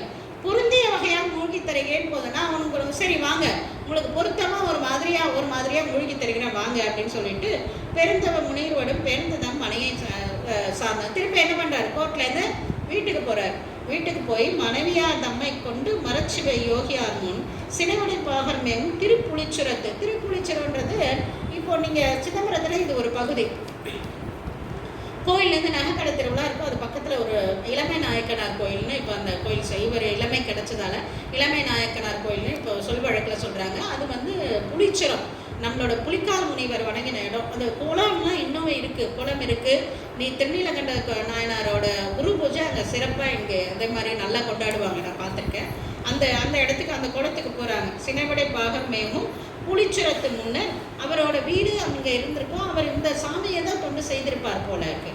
நனைமல சோலை வாமி நன்னி, அந்த குளத்துல அவ்வளோ நிறைய பூக்கள் இருக்குது. அந்த குளத்துக்கு போகிற உண்மை காப்பார் புனைமணி வேணு தண்டின் இருதலை பிடித்து பூக்கார். உடனே என்ன பண்ணுறாங்க, மனைவியை அழைச்சிக்கிட்டு ஒரு வேணும்னாக்கா மூங்கில், அந்த மூங்கில் தண்டை என்ன எடுத்துகிட்டு போகிறாங்க. என்னன்னாக்கா இப்போ அது ஒரு இது உண்டு. இப்போ நீங்கள் ராமாயணத்தில் கூட பார்த்தீங்கன்னா சீதையை ராவணன் தூக்கிட்டு போனப்போ திரும்ப அந்த அம்மா தனியாக போயிடுறாங்களே, நவகுசா கருவுட்டு இருக்கும்போது அவர் பிரிச்சிடறார் இல்லையா. அப்போது அயோத்தியில் ஏதோ ஒரு யாகம் பண்ணுறதுக்கு மனைவியோடு தான் பண்ணணுன்றதுக்காக சீதை சீதா தேவியோட பொற்சிலையை பண்ணி பக்கத்தில் வச்சு இந்த யாகத்தை பண்ணாருவாங்க. அது மாதிரி சில விஷயங்கள் இருக்குது. நீங்கள் அவ்வளோ ஏன் இப்போ நம்ம யாகம்லாம் பண்ணும்போது கணவன் மனைவி உட்காரும் போது என்ன பண்ணுவாங்க, மனைவி கையில் அந்த தர்ப்பையை கொடுத்து அதை தொட்டுக்க சொல்லுவாங்க. கணவர் வந்து 2 பேரும் தொட்டுட்டு, பொது இடத்துல கணவன் மனைவி தொட்டுக்க கூடாது இல்லையா, அதனால ஒரு தர்ப்பையும் அந்த கணவனும் மனைவியும் இப்படி பிடிச்சிக்கிட்டு அந்த யாகம் பண்ணுறோம் இல்லையா, நம்ம இப்போ இன்றைக்கும் அது உண்டு. அந்த தர்ப்பையை கொடுத்து அதை பிடிச்சிக்கோங்கன்னுவாங்க. நம்ம பிடிச்சிக்கிட்டாக்கா கணவனார் வந்து செய்வார் இல்லையா. அந்த மாதிரி ஒரு இது வேணுத்தண்டை அவங்க ஒரு பக்கம் பிடிச்சிட்டு இவங்க ஒரு பக்கம் பிடிச்சிக்கிட்டாக்கா அது தொண்டா மாதிரி தானே. அதனால அவர் அந்த ஐடியா பண்ணுறாரு.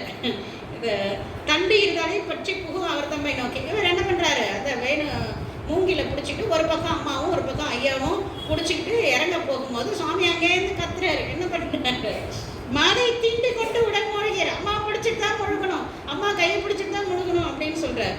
அப்போ என்ன பண்ணுறாங்க, எல்லாரும் இருக்க இடத்துல கூடி இருக்காங்க, எல்லா ஊர் மக்கள்லேருந்து எல்லாரும் கூடி இருக்காங்க. அந்த இடத்துல கூடாமை பாரோர் கேட்க பண்டுதம் செய்கை சொல்லி மூழ்கினார் பழுதிலாதார். குற்றமற்றவராகிய நம்மளோட சுவாமி என்ன பண்ணுறாங்க, எப்பயோ ஒரு நாள் 17 வயதில் அவங்க செய்த தவறையும் சொல்லி அதன் மூலமாக இருந்த அந்த சத்தியத்தையும் சொல்லி அதை இவ்வளவு காலம் அவங்க இருந்ததையும் சொல்லி எல்லாத்தையும் வெளிப்படுத்துகிறாங்க. சாமி அதை தானே விரும்பினார், உலகத்துக்கெல்லாம் தெரியணுன்றதுக்காக. அதான் பண்டுதம், பழைய காலத்தில் நடந்த செய்தியை சொல்லி மூழ்கினார் பழுதிலாதார் அப்படின்றாங்க.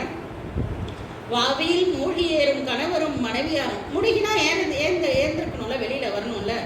மூழ்கிய மேவிய மூப்பு நீங்கி விருப்புறும் இளமை பெற்று. எல்லாருக்கும் விருப்பமா, எல்லாரும் அப்படி தானே, டையெல்லாம் அடிச்சுக்கிறோம், நிறைய இது பண்ணிக்கிறோம். என்ன இளமையாக தெரியணும்னு தானே எல்லாம் ஆசைப்படுவாங்க. அதான் விருப்புறும் இளமை.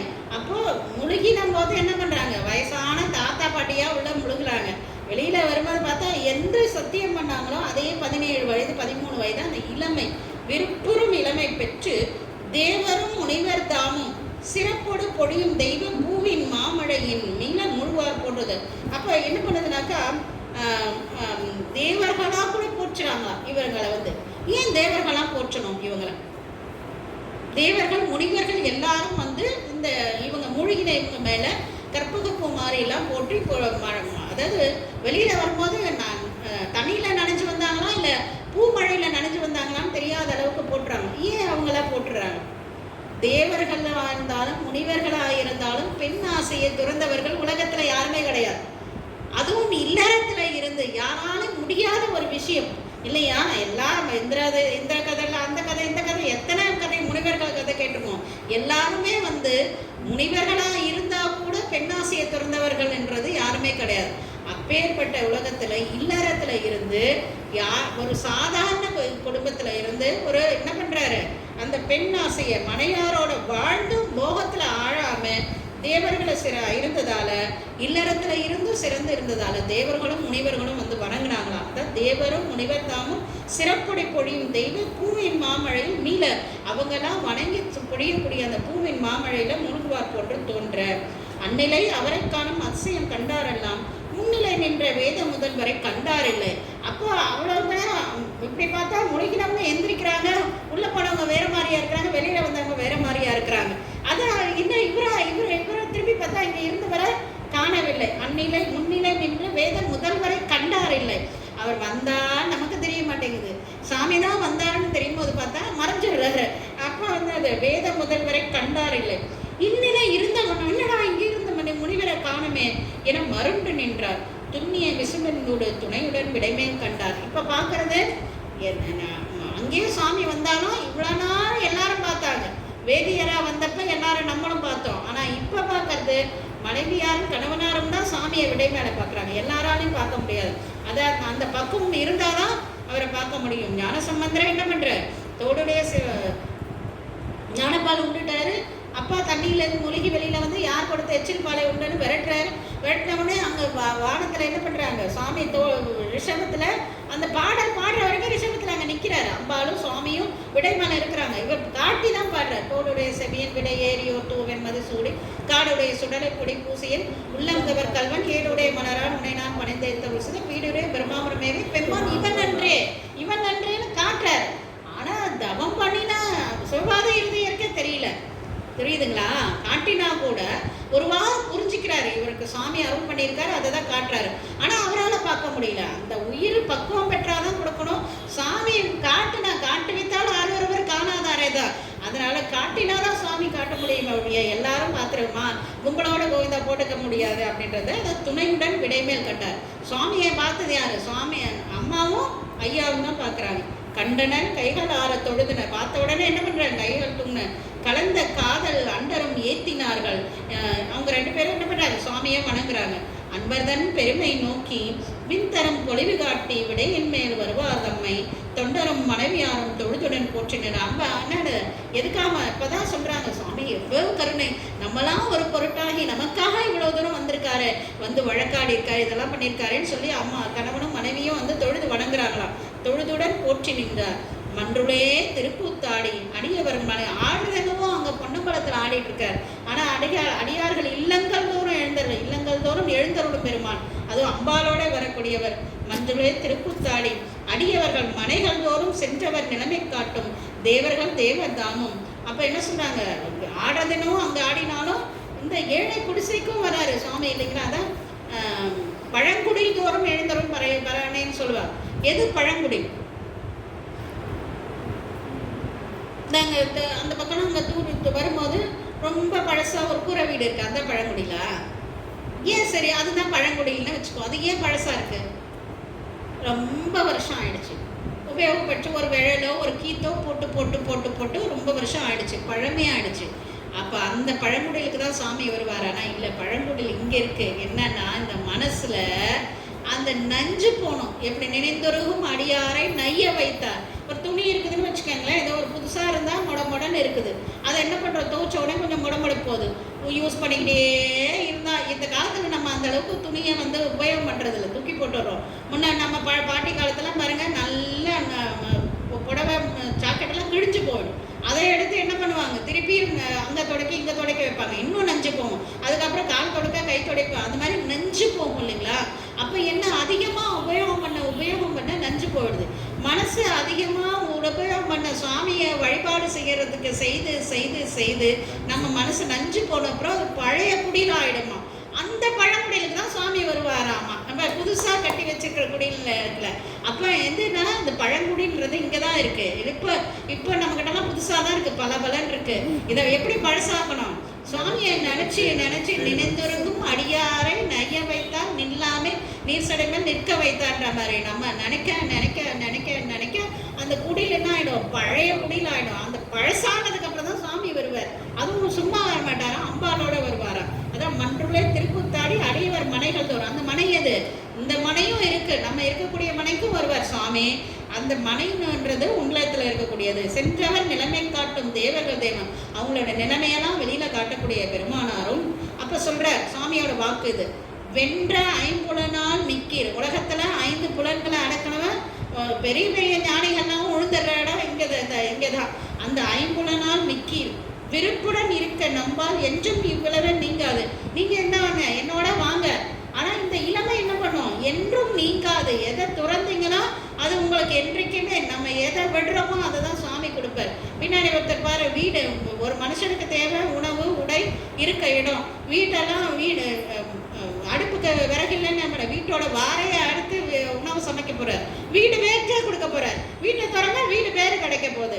இளமையை திறந்தா இளமை எதை வேணான்னு நம்ம விடுறோமோ அதை உலகில் கூட சொல்லுவாங்க, எதையுமே நீங்க வேணான்னு அதுல இருந்து தள்ளி நிலுங்க, உங்களுக்கு கிடைக்கும் அப்படின்பாங்க. அந்த மாதிரி என்ன சொல்றாரு? இளமை நீங்காது என்னோட எழுந்திருப்பாங்க அப்படின்றார்.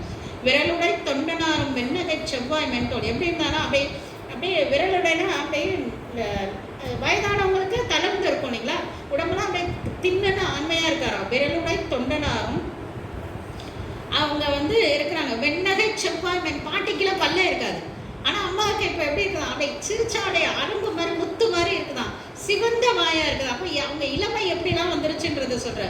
மென்தோல் அரளியல் கூந்தலாம், அந்த கருத்த மணல் மாதிரி இருக்குதான் கூந்தல். அப்ப இந்த முன்னாடி எப்படி இருந்தது? விலையா இருந்தது, இப்ப கருத்த மணலா ஆயிடுச்சு. அரளியல் கூந்தலாரும் மனைவியும் அருளில் ஆர்ந்த அவங்க எல்லாரும். இதெல்லாம் இளமையா? இதெல்லாம் என்னது? சாமி கொடுத்த அருள். அதனாலதான் அதை விவரிச்சு சொல்றாரு. இதெல்லாம் இளமைன்றது என்னது? இப்ப அவங்களுக்கு கொடுத்த அருள், அதனால அதை விவரிச்சு அருளின் ஆர்ந்த திரளுடன் செய்கை செய்து சிவலோகம் அதனை எழுது. சிவலோகத்துக்கு போயிட்டாங்க. பெறனரும் இளமை பற்றி யாராலும் பெற முடியாத இளமை. இளமையை காட்டிக்க வேணா முடியலாம், இளமையா தோற்றத்தில் இருக்கலாம், இளமையா இருக்க முயற்சி பண்ணலாம். ஆனால் ஒரு நாள் போனால் ஒரு வயசு போனது தான், அது இளமையா யாரும் இருக்க முடியாது. ஆனால் இளமை பெற்று பேரின்பம் உற்றார் என்ற அந்த இளமையில் என்ன கிடைக்கும்? இன்பம் இருக்கும். இளமையிலேருந்து என்ன இருக்கும்? இன்பம் கிடைக்கும். ஆனால் இந்த இளமையை தொடர்ந்து அவங்க பேர் அதை பெற்று சிற்றின்பமே பேரின்பமாகன்னு சொல்கிற மாதிரி சிற்றின்பம். ஏன்னா ஏன் அதை இன்பம்னு சொல்கிறேன்னாக்கா, ஒரு பொருள் வந்து கண்ணுக்கு இனிமையாக இருக்குதுன்னு வச்சுக்கோங்க, அது காதுக்கு இனிமையாக இருக்காது. இப்போ நல்ல இசை கேட்குறோம், அது காதில் இருக்குதுன்றதுக்காக மூக்குக்கு அது இனிமையாக இருக்காது. நல்ல சூப்பராக வெண்பொங்கல் இருக்குது, நல்ல நெய்யெல்லாம் விட்டு நல்லா அருமையாக வாசனை கம்மன்னு இருக்குது, எடுத்து வாயில் போட்டுக்க முடியும். அதுக்காக காதில் போட்டுக்க முடியுமா? காதுக்கு இன்பத்தை கொடுக்க முடியாது இல்லைங்களா? அந்த மாதிரி ஒரு புலனுக்கு இன்பத்தை கொடுக்கறது இன்னொரு புலனுக்கு இன்பத்தை கொடுக்காது. 5 புலனுக்கும் இன்பத்தை கொடுக்கக்கூடியது ஆணுக்கு பெண்ணும், பெண்ணுக்கு ஆணும் தான் 5 புலன்களுக்கும் இன்பத்தை கொடுக்குது. அதை தான் இன்பம்னு நம்ம சொல்கிறோம். அது சிற்றின்பம். அது ஒரு காலைக்கு ஒரு கால் மாறக்கூடியது. ஆனால் இதே மாதிரி 5 புலன்களுக்கும், அதனால தான் 5 பேரர் கண்களே 5 பேரரும் கண்களே கொள்ளன்னு சொன்ன 5 அறிவுகளும் 5 புலன்களும் இன்பத்தை அனுபவிக்கக்கூடியது எதுனாக்கா, அது சிவபெருமானோட அருள் தான்.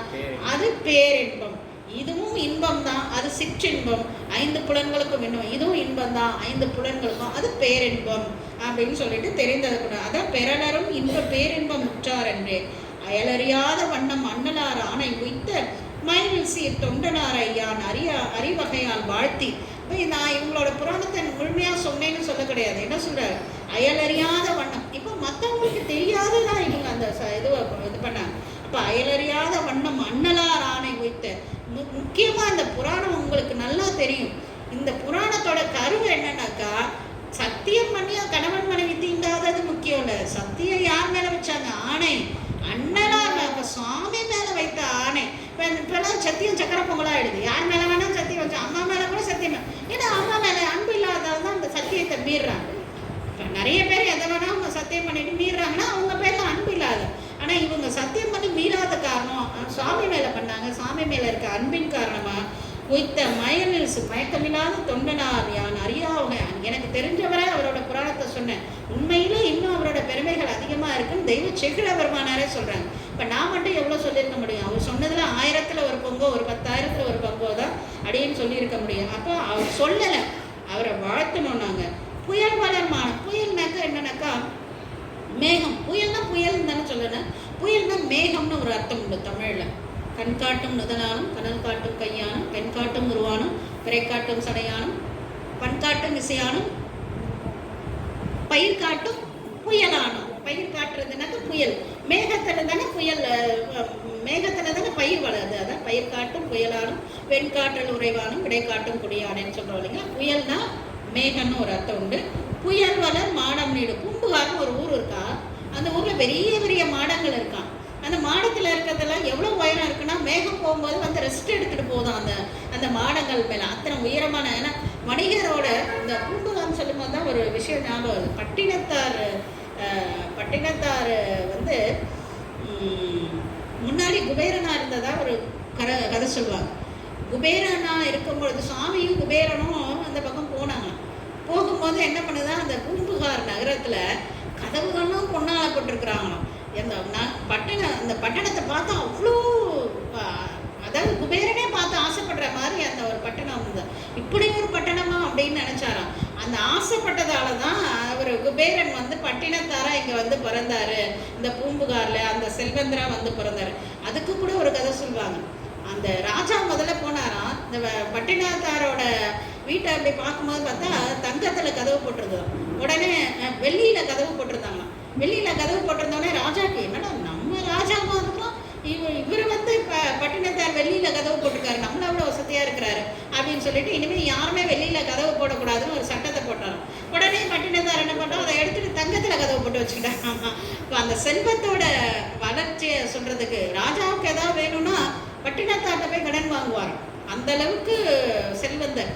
அப்பேற்பட்ட செல்வந்தன் தான் காதற்ற ஊசியும் கடைவழி வாழாதுக்கான விட்டுட்டு எல்லாத்தையும் வந்தார். அந்த கதைக்கு அதுதான் அங்கே நாட்டு என்னது, அப்பேற்பட்ட செல்வந்தர் இருக்கும். அந்த ஒரு ஊசி கூட வரலன்றதை தெரிஞ்சுக்கிறதுக்கு ஒரு காலம் வந்து அதை எல்லாத்தையும் விட்டுட்டு வெளியில் வரார் இல்லையா. வெளியில் வந்ததுக்கப்புறம் என்ன ஆகிடுது, எல்லாரும் வந்து சொல்கிறாங்க. சொன்னதுக்கப்புறம் ராஜா போகிற ஒரு மண்டபத்தில், ஒரு பாழடைந்த மண்டபத்தில் பட்டினத்தார் படுத்திருக்காரு. ஒரு இடுப்பில் ஒரு துண்டை மட்டும் கட்டிட்டு தலைக்கு ஒரு கையை வச்சுட்டு காலை நீட்டி படுத்து கால் மேலே கால் போட்டு படுத்துட்டு இருக்காரு. ராஜா வந்து நின்று கேட்குறாரு, எப்பேற்பட்ட ஆள் நீங்கள்? எனக்கே கடன் வேணும்னா உங்கள்கிட்ட வந்து கேட்பேன். அவ்வளோ செல்வந்தர், இவ்வளோ செல்வத்தையும் விட்டுட்டு வந்து இப்போ என்ன நீங்கள் அனுபவிக்கிறீங்க, ஏன் அப்படி இருக்கிறீங்கன்னு ராஜா அட்வைஸ் பண்ணுறாராமா. வந்து சொல்கிறார். அப்போ தான் அவர் பட்டினத்தார் சொல்லுவார், அவ்வளோ செல்வம் என்கிட்டே நீ கடன் வாங்கினாலும் நீ வந்தால் நான் எழுந்து நிற்கணும். இன்னைக்கு நீ நின்று பேசுகிறேன், நான் கால் மேலே கால் போட்டுட்டு இருக்குதா, இதுதான் எனக்கு எந்த பற்றும் இல்லை. அப்போ நான் யாருக்கும் இல்லை, ஈசனுக்கே நான் ஆட்பட்டிருக்குதால யாருக்கும் நாம இருக்கும் குடியெல்லாம் நம்மனே அஞ்சோம்னு சொல்கிறாரு. அதே மாதிரி அந்த ஒரு நிலை அது உணர்ந்தவங்களுக்கு தான் அது தெரியும். அந்த நிறைய பேர் நம்ம வீதியில் பார்ப்போம், எல்லாத்தையும் இல்லை, ஒரு சாதாரண ஒரு படுக்கையில் படுத்து ஏசியை போட்டு என்னென்னவோ போட்டு ஒரு 10 நிமிஷம் கரண்ட் இல்லைன்னு உசுன்றோம். ஆனால் அந்த ஒரு வீதியில் ஒரு தாரான ருண்டு, அந்த காவேரி பாலத்தில் பார்த்தீங்கன்னா ஒரு துண்டை விரிச்சு போட்டு நிம்மதியாக மனுஷங்க தூங்குவாங்க. அப்போ அந்த வாழ்க்கை அவ்வளோ எளிய வாழ்க்கை தான். ஆனால் அந்த எளிய வாழ்க்கை நம்மளுக்கு இன்னுமே புரியாதே நம்ம வந்து இருந்துட்டு இருக்கிறோம் இல்லையா? அதெல்லாம் பார்க்கும்போது நம்மளுக்கு தோணும். அதான் புயல் வளர் மாடம் நீடு பூம்புகார் வணிகர் பொய்யில் எல்லாருமே அதில் இல்லாதவங்க கிடையாது. நம்ம அந்த ஒரு சில இடங்களில் பார்க்குறோம் இல்லைங்களா, இந்த மாதிரி துணியை விரிச்சு போட்டு தூங்குறவங்கள அதில் எல்லாருமே வந்து வசதி இல்லாதவங்க இல்லை. சிலர் எந்த மாதிரி தான் எதுவும் வேண்டாம்னு விட்டுட்டு வந்தவங்க எவ்வளோ பேர் இருக்காங்க. அந்த கதைகள்லாம் கேட்கும்போது பார்த்தாக்கா எவ்வளோ வசதி இருக்குது, எனக்கு எதுவும் வேண்டாம், எனக்கு நான் இறைவனை மட்டுமே வணங்க போகிறேன், எனக்கு ஒரு துண்டை விரிச்சு படுத்தாலே தூக்கம் வருதுன்றவங்க இன்றைக்கும் இருக்கிறாங்க. நம்ம அந்த திருவண்ணாமலையில் அங்கே எவ்வளோ பேர் ஏமாத்துறாங்கன்னு சொன்னாலும் கூட அங்கேயும் நிறைய பேரை பார்க்குறோம். அது அவங்களை பற்றி கேட்கும்போது தான் அது நம்மளுக்கு புரியுது. வணிகர் பொய்யில் செயல் ஏற்பகையார் செய்த திருத்தொண்டு செப்பலுற்றேன்னு வழக்கம் போல் இந்த புராணத்துக்கு நிறைவுபடுத்தி காட்டி அடுத்த புராணத்துக்கு தோற்றுவாய் கொடுக்குறாங்க நம்மளோட தெய்வ சக்ரா பெருமானார். திருநீலகண்டத்து புராண நாயனாரோட புராணம் 44 பாடல்கள் இதோட நம்மளுக்கு நிறைவுபடுது.